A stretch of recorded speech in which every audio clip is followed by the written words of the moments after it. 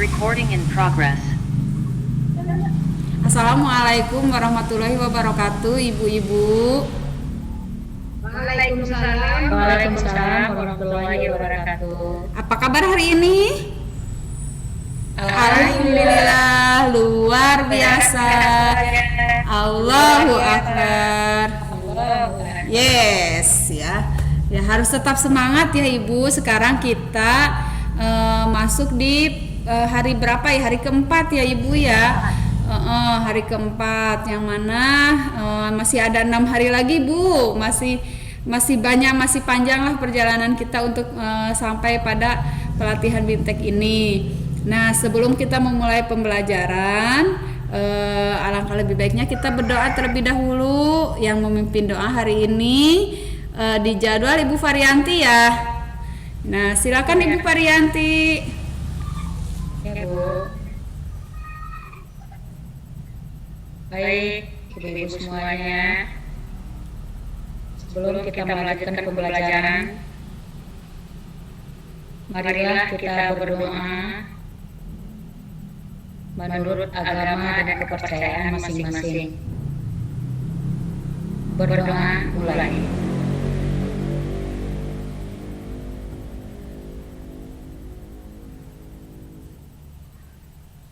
Berdoa selesai.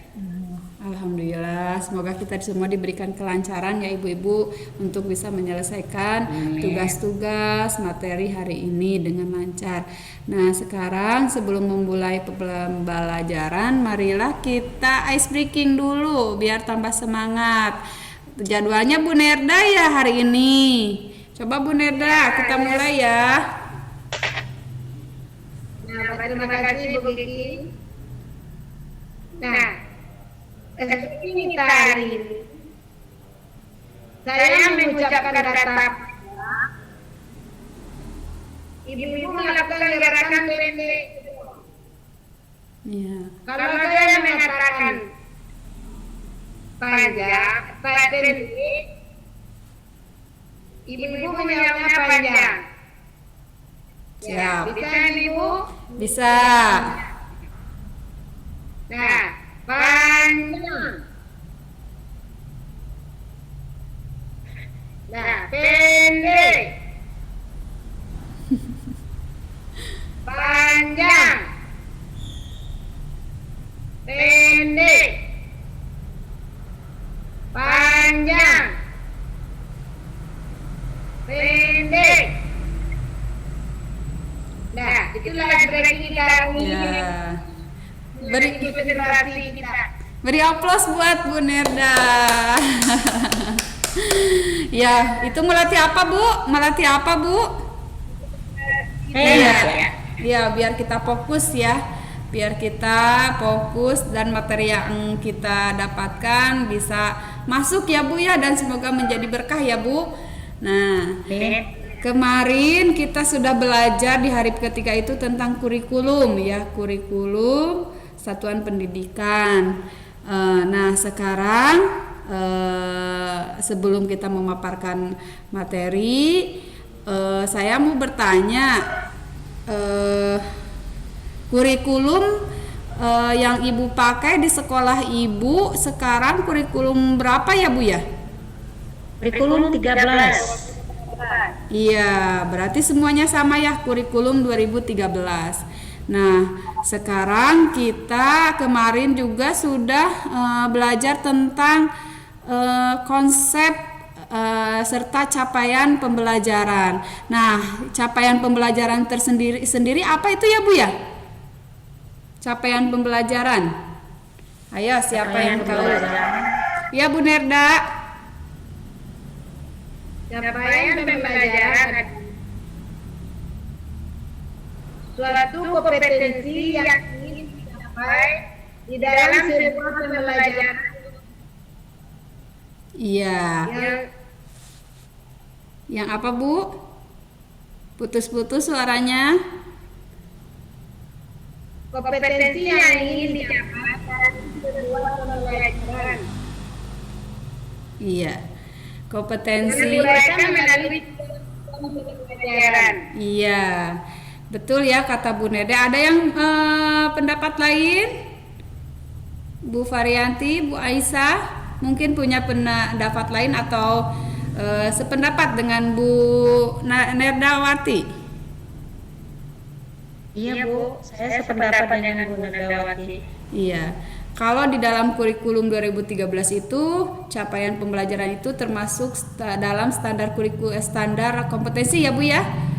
Kompetensi dasar, maaf, kompetensi dasar. Jadi kompetensi yang harus dimiliki oleh siswa ya, yang harus dicapai oleh siswa. Nah, sekarang dari capaian pembelajaran tersebut kita turunkan menjadi sebuah alur ya, alur tujuan pembelajaran. Yang mana di alur tersebut ada prinsip-prinsip dan prosedur yang sebelum kita membuat alur tersebut kita harus mengetahui apa itu prinsipnya dan prosedur pembuatannya seperti apa. Izin share ya Bu ya.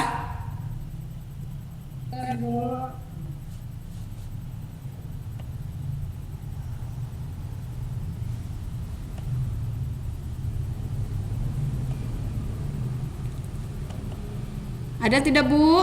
Terlihat? Belum. Belum? Sudah Bu. Sudah. Nah, alur tujuan pembelajaran. Seperti yang sudah Ibu ketahui, apa itu alur ya Bu ya?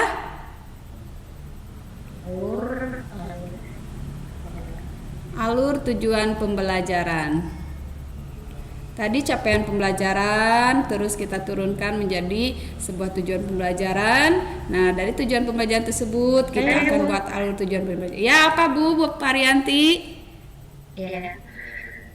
Alur adalah rangkaian peristiwa yang tunggu sebentar Bu. Alur adalah rangkaian peristiwa yang direka dan dijalin sedemikian rupa sehingga menggerakkan jalan cerita dari awal, tengah, hingga mencapai klimaks dan akhir cerita. Iya. Ya, yang lainnya boleh berpendapat Bu Nerda, silakan. Bu Aisyah. Ya begini, dalam kegiatan harus melalui dalam proses pembelajaran. Baik kegiatan awal, kegiatan penutup. Iya. Betul ya, betul apa kata Bu Parianti sama Bu Nerda. Alur itu adalah serangkaian kegiatan yang harus dicapai oleh peserta didik ya, di mana capaian tersebut sudah terukur ya, sudah secara sistematis dari capaian pembelajaran langsung ke tujuan pembelajaran dan ke alur pembelajaran tersebut. Nah, sekarang bagaimana ya cara membuat alur atau prinsip-prinsip yang perlu Ibu ketahui ketika kita akan membuat alur tujuan pembelajaran. Nah, yang saat ini akan kita paparkan hari ini yaitu tentang prinsip penyusunan alur pembelajaran dan prosedur penyusunan alur pembelajaran ya. Nah, sekarang prinsip penyusunan alur pembelajaran ada berapa Ibu-ibu? Ada 7. Ya, ada 7. Yang pertama itu ada sederhana dan informatif. Terus yang kedua esensial dan kontekstual, yang ketiga berkesinambungan, yang keempat pengoptimalan 3 aspek kompetensi, yang kelima merdeka belajar, yang keenam operasional dan aplikatif, serta yang ketujuh adaptif dan fleksibel. Yang mana kita jabarkan satu-satu ya Ibu-ibu. Untuk yang pertama sederhana dan informatif. Nah, perumusan alur tujuan pembelajaran ini di sini harus bisa dipahami oleh penulisnya sendiri ataupun pengguna kita sebagai pembaca. Jadi jangan ada bahasa yang rancu kalau ininya mah, jangan banyak kiasan atau ambigu ya Ibu. Jadi jangan ada yang bermakna ganda. Jadi bahasanya itu harus sederhana tetapi harus informatif, sederhana dan informatif. Jadi jelas ya, jelas apa yang akan disampaikan itu. Terus yang kedua esensial dan kontekstual. Esensial itu apa Bu? Esensial dan kontekstual. Ayo, apa? Tahu tidak, Bu? Arti dari esensial apa?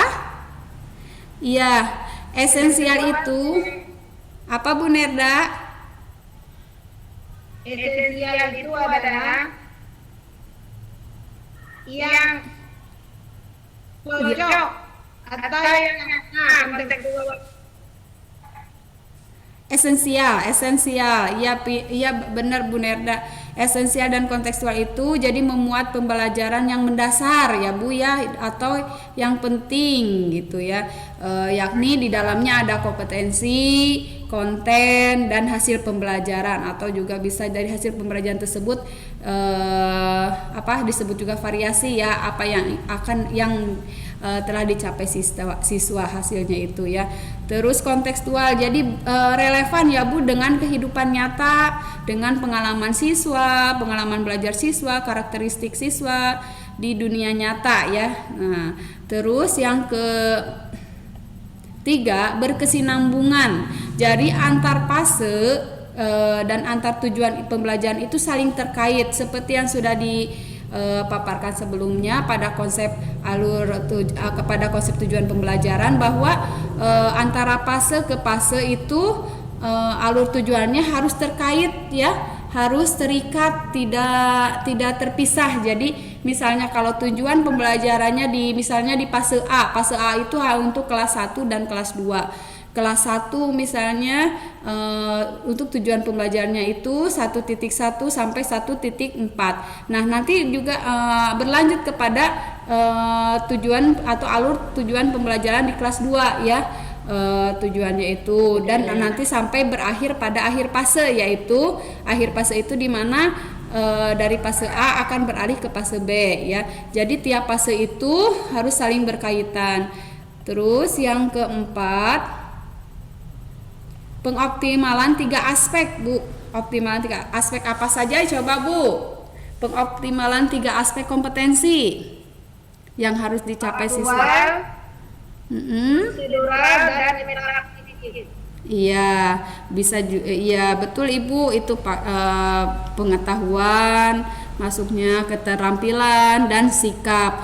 Misalnya kalau kognitif itu siswa mengingat ya Bu, ini berhubungan dengan kata kerja operasional ya Bu ya. Jadi kalau kita misalnya mau membuat alur tujuan pembelajaran itu, kita juga harus memperhatikan kata kerja operasionalnya apa yang ingin dicapai oleh siswa tersebut, sesuaikan dengan fasenya, fase perkembangan peserta didik. Misalnya kita akan mengingat itu kalau nggak salah di C berapa Bu? Kalau mengingat itu C berapa? Ya, C1. Terus nanti juga bisa itu kognitifnya. Terus keterampilannya boleh di C1 juga, atau sikapnya boleh yang akan dinilai tersebut ya, tergantung pada apa yang ingin kita capai siswa agar capaian pembelajaran tersebut dapat tercapai. Nah, terus yang kelima, merdeka belajar. Nah, merdeka belajar. Masih ingat Ibu apa itu merdeka belajar? Ayo. Masih ingat apa merdeka belajar? Bu Nerda, Bu Varianti, Bu Aisyah? Merdeka belajar itu apa ya? Peserta didik diberikan kebebasan untuk belajar dengan minat dan bakatnya. Iya, benar Bu, benar. Jadi peserta didik di sini diberikan kebebasan dalam belajar ya. Dia bisa memilih pelajaran apa yang ingin yang dia minati ya. Nah, di sini prinsip utama dalam penyusunan ATP-nya adalah pemahaman istilah merdeka belajar, memerdekakan siswa dalam berpikir dan bertindak pada ranah akademis dan bertanggung jawab secara moral. Jadi, walaupun siswa diberi kebebasan, tapi siswa tersebut harus tetap bertanggung jawab ya Bu ya. Nah, terus yang kedua, memfasilitasi dan menginspirasi kreativitas siswa. Nah, dengan mempertimbangkan keunikan individualnya. Nah, di sini gaya belajar, terus minat siswa akan berbeda-beda Bu, tiap siswa itu. Misalnya kita di kelas itu mempunyai 23 siswa nih. Kita gaya belajar mereka itu mungkin tidak akan sama Bu ya. Nah, kita juga harus bisa memfasilitasinya ya, bagaimana cara mengatasi anak yang kecepatan belajarnya, gaya belajarnya, minat serta karakteristik siswa tersebut juga. Nah, terus yang ke-6, dalam prinsip penyusunan alur itu operasional dan aplikatif. Nah, operasional di sini dulu Bu. Operasional di sini rumusan alur tujuan pembelajaran memvisualisasikan dan mendeskripsikan proses pembelajaran. Nah, di sini juga kita merancang kegiatan pembelajaran yang akan dilaksanakan itu seperti apa, mulai dari kegiatan pendahuluannya, kegiatan inti maupun kegiatan penutupnya secara berhubungan ya, secara utuh gitu ya. Terus yang ke-6, sekarang ke-7, adaptif dan fleksibel. Nah, sesuai dengan karakteristik mata pelajaran. Di sini jadi kita sesuaikan juga alur tujuan pembelajaran tersebut dengan karakteristik mata pelajaran, karakteristik siswa, dan karakteristik satuan pendidikan ya, serta mempertimbangkan alokasi waktu dan relevansi antar mata pelajaran serta ruang lingkup pembelajaran. Nah, baik intrakurikuler, kokurikuler, dan ekstrakurikuler. Nah, di sini juga yang memuat ekstrakurikuler ya. Jadi tidak hanya kemampuan kognitifnya saja gitu, bisa capaian siswa itu. Nah, terus yang itu salah satu tujuh dari prinsip penyusunan alur tujuan pembelajaran. Nah, sebelum lanjut kepada prosedur, saya mengingatkan kembali Bu, bagaimana dan tujuan untuk membuat alur itu untuk apa ya Bu ya? Membuat alur tujuan pembelajaran itu? Tujuan membuat alur pembelajaran atau tujuan pembelajaran untuk apa ya Bu ya? Siapa yang tahu? Mengarahkan merencanakan dan mengikuti pembelajaran secara keseluruhan. Iya, untuk mengarahkan guru, betul Bu Nerda ya, untuk mengarahkan guru dalam merencanakan, mengimplementasikan, dan mengevaluasi pembelajaran. Coba kalau kita pikir sekarang, kalau misalnya kita tidak mempunyai alur tujuan pembelajaran, apa yang akan terjadi?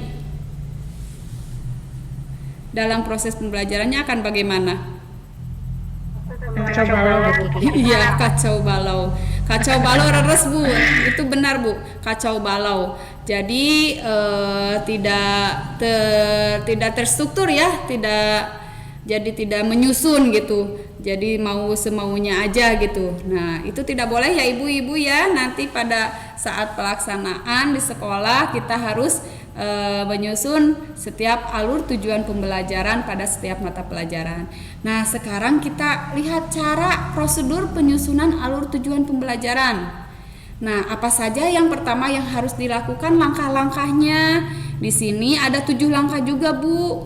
Yang pertama, melakukan analisis capaian pembelajaran yang memuat mata pelajaran, kompetensi yang memuat 3 aspek ya, kompetensi pengetahuan, keterampilan, dan sikap. Nah, di sini juga ada 6 fase ya. Jadi setiap capaian pembelajaran itu akan berbeda tiap fasenya. Ada 6 fase di sini, fase A untuk kelas 1 dan kelas 2, fase B untuk kelas 3 dan kelas 4, fase C untuk kelas 5 dan kelas 6, fase D kelas 7, 9 dan 7, 8 dan 9 ya.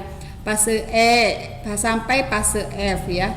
Nah, terus yang kedua, alur tujuan pembelajaran. Alur tujuan pembelajaran itu langkah yang keduanya itu mengidentifikasi kompetensi-kompetensi di akhir fase dan kompetensi-kompetensi sebelumnya yang perlu dikuasai peserta didik sebelum mencapai kompetensi di akhir fase.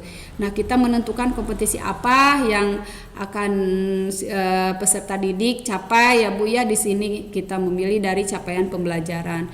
Terus yang ketiga, melakukan analisis setiap elemen dan atau sub elemen profil pelajar Pancasila. Nah, tetap ya Bu ya, tujuan utama kita, capaian pembelajaran kita yang akhirnya nanti akan menekankan profil pelajar Pancasila pada diri siswa ya. Yang mana profil pelajar Pancasila itu ada 6 dimensi ya Ibu-ibu, masih ingat kan? Coba apa saja? Masih apa saja Bu? Iya. Beriman, bertakwa kepada Tuhan Yang Maha Esa. Iya. Terus? Mandiri. Bergotong royong. Iya. Berkebinekaan global. Iya.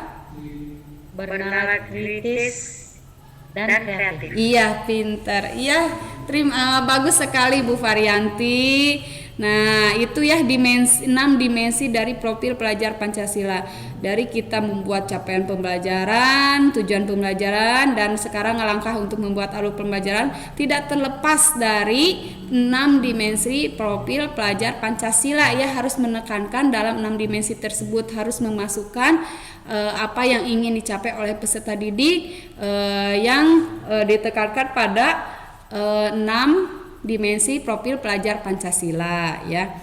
Disesuaikan juga dengan materinya ya Ibu ya. Nanti untuk di lapangan sesuaikan dengan materi dari capaian pembelajaran, terus ketujuan, alur, materinya apa, nanti disesuaikan profil pelajar Pancasila yang mana yang akan ditonjolkan untuk capaian pembelajaran tersebut ya Ibu ya. Nah, yang keempat, itu langkah keempat, mengidentifikasi kompetensi-kompetensi inti di akhir fase, merumuskan tujuan pembelajaran dengan mempertimbangkan kompetensi yang akan dicapai, pemahaman bermakna yang akan dipahami, serta variasi keterampilan berpikir apa yang perlu dikuasai siswa untuk mencapai tujuan pembelajaran. Berarti di sini kita kalau membuat tujuan pembelajaran harus ingat juga dengan apa Bu? Kata kerja operasional ya, dan apa mengacu juga pada ABCD ya, dan juga masuk pada 3 aspek dalam konsep alur tujuan pembelajaran, yaitu kompetensi, konten, dan variasi ya. Jadi entong ngacabrul ya Ibu, jangan kemana-mana ya Ibu. Nah, yang kelima, itu langkah yang kelima, setelah tujuan dirumuskan, susun tujuan pembelajaran secara linear sebagaimana urutan kegiatan pembelajaran. Nah, di sini Ibu menyusun kegiatan pembelajaran yang akan dilakukan oleh ibu-ibu nanti dari tujuan ke alur, lalu ibu-ibu merumuskan langkah kegiatan selanjutnya di kegiatan pembelajaran. Nah, terus yang keenam, sampai sini ada yang ditanyakan, Ibu, atau sudah paham? Udah paham? Iya, paham. Lanjut saja ya Bu ya. Lanjut? Iya. Tahap yang keenam. Nah, tahap yang keenam itu tentukan lingkup materi dan materi utama setiap tujuan pembelajaran ya. Nah, pembelajaran dapat memiliki lebih dari satu lingkup materi dan materi utama. Jadi dari satu pembelajaran itu bisa memuat lebih dari satu Bu ya. Kita juga membuat tujuan pembelajaran itu bisa lebih dari 4 ya. Kalau maksimal 4 kayaknya, 4 atau 3 atau 4 ya. 4 tujuan pembelajaran dalam satu materi bisa. Terus yang ketujuh, berdasarkan perumusan tujuan pembelajaran, tentukan jumlah jam pelajaran yang diperlukan. Nah, setelah Ibu merumuskan capaian, tujuan, alur, terus menyusun kegiatan pembelajaran, sekarang Ibu menentukan jumlah jam pelajarannya, mau berapa jam pelajaran.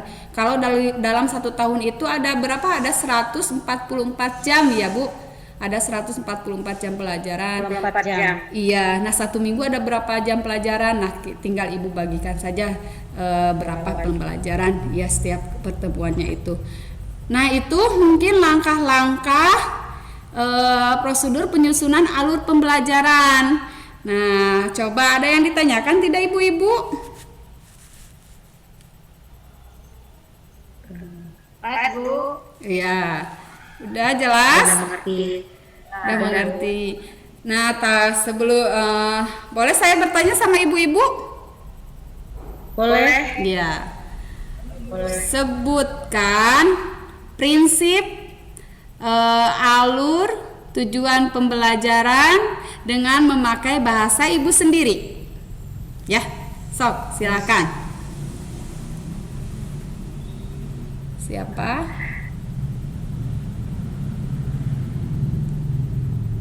Ayo, sebutkan prinsip-prinsip, alur, tujuan pembelajaran yang telah saya paparkan tadi. Ya, apa saja? Silahkan, sok sebutkan Ibu. Bu Parianti, Bu Nerda, Bu Aisyah, silahkan boleh. Prinsip penyusunannya ya Bu ya? Iya, prinsip penyusunan. Yang 7 tadi Bu. Ya, prinsip penyusunan yang pertama sederhana dan informatif. Iya. Terus? Esensial dan kontekstual Iya. Terus? dan berkesinambungan. Iya. Terus? Yang keempat Bu?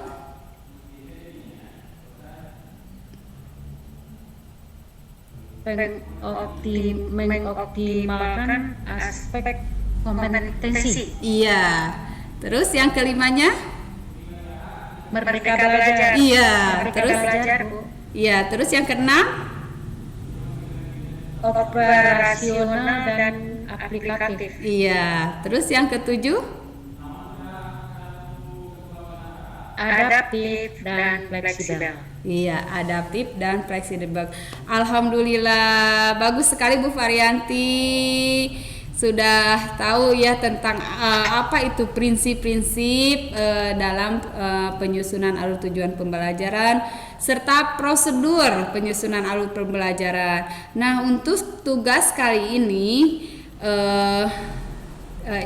ibu-ibu dalam ruang kolaborasi di LMS itu membuat alur tujuan pembelajaran ya dengan mengacu pada capaian pembelajaran yang sudah ada ya, yang nanti Ibu pilih PDF-nya pelajaran apa, nanti Ibu buat alur pembelajarannya dari situ ya Ibu ya, nanti di-download aja PDF-nya di LMS ya. Ibu kerjakan di kelompok untuk membuat alur tujuan pembelajaran ya. Mungkin kalau sudah paham dan tidak ada yang ditanyakan, baiklah ibu-ibu jangan lupa ya nanti kerjakan tugas-tugas, semua tugas yang ada di LMS ya, baik tugas mandiri maupun tugas kelompoknya ya. Nah, sesuai kesepakatan saya tunggu tugas-tugas di LMS-nya itu sampai pukul 9 malam. Ya, ibu-ibu saya tunggu ya. Nah, setelah itu Iya, Bu. baiklah, untuk mengakhiri pembelajaran kali ini kita ucapkan hamdalah bersama-sama. Alhamdulillahirabbil alamin. Semoga kita selalu diberikan kesehatan. Terima kasih ibu-ibu untuk pembelajaran hari ini. Wassalamualaikum warahmatullahi wabarakatuh.